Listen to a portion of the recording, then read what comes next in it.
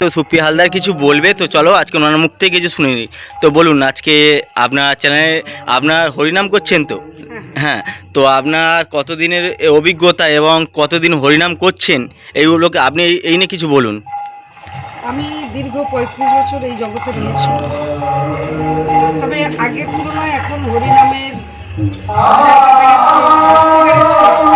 সবই বেড়েছে। তবে হরিনামের মধ্যে সেই প্রেম, ভালোবাসা, অনুরাগ আরও বাড়াতে হবে ভক্তদের। আরও নামের প্রতি তাদের মতি দিতে হবে। নাম ছাড়া জীবের কোনো গতি নেই, এটা মানুষকে বুঝতে হবে। কীর্তনীয়রা বোঝাবার চেষ্টা করছে, আমার মনে হয় ভক্তবৃন্দ বুঝবে।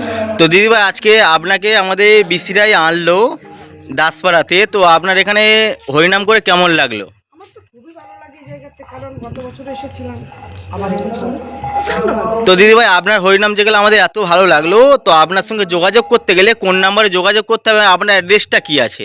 আমার যে address Thakurpukur cancer hospital, Thakurpur, হ্যাঁ, 9433130603, আর একটা নম্বর 9836945878।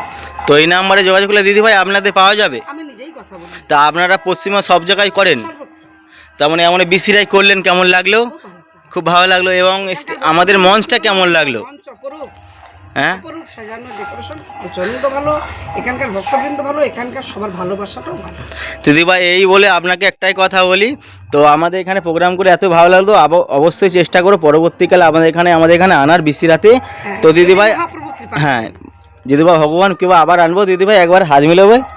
তো থ্যাংক ইউ দিদিভাই, আপনার সঙ্গে দেখা হলো। তো এই নাম্বারে যোগাযোগ করলে আপনার সঙ্গে দেখা করে যাবে।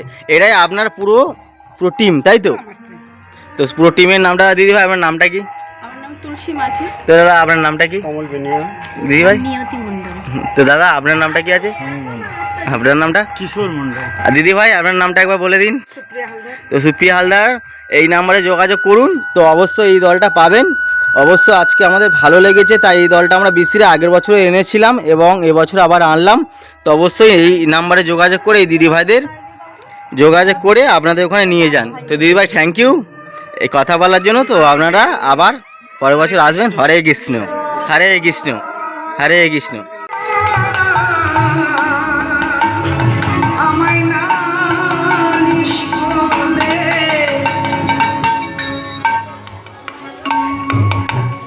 এই কুটিটা দেখে নাচি, দেখে নাচি, তুই তো বললি আমার ঘরের বউ রাধা। দেখো মা, রাধা কি কালো? রাধা কালো না, রাধা কালো নয়। তাহলে এই বৃন্দাবনে কালো কে? কে কালো?